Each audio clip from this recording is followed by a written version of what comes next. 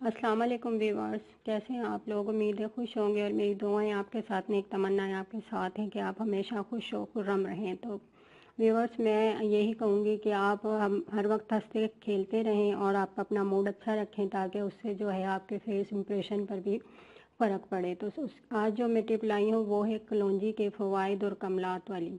तो मेरे ख्याल में तो उसके कुछ चीज़ें आपको पता भी होंगी, कुछ फ़ायदे भी पता होंगे, लेकिन कुछ मैं आपको भी बताऊंगी। व्यूअर्स, ये आप नाश्ते में इस्तेमाल कर सकते हैं। इसके बहुत से फ़ायदे हैं। जैसे सालन पका रहे हैं तो उसमें थोड़ी सी ऐड कर दें, उससे भी आपको फ़ायदा। ये शुगर, यरकान और बहुत सी बीमारियों से बचाती है। तो मैं आपको आहिस्ता आहिस्ता इनके फ़वाइद हर वीडियो में बताती रहूँगी।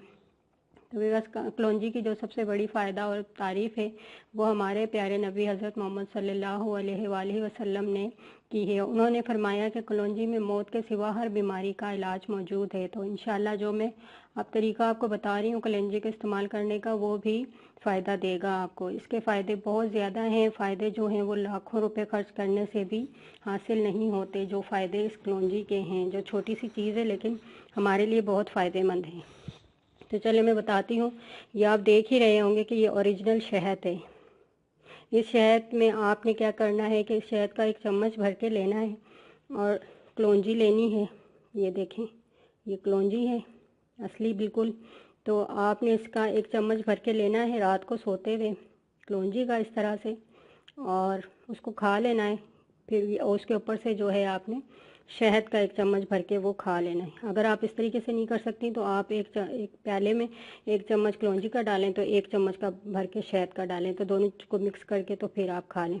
और उसका एक तीसरा तरीका और भी है, तरीका ये है कि आप सुबह को नाश्ते में दूध का कप लें और कलौंजी का एक चम्मच भरें,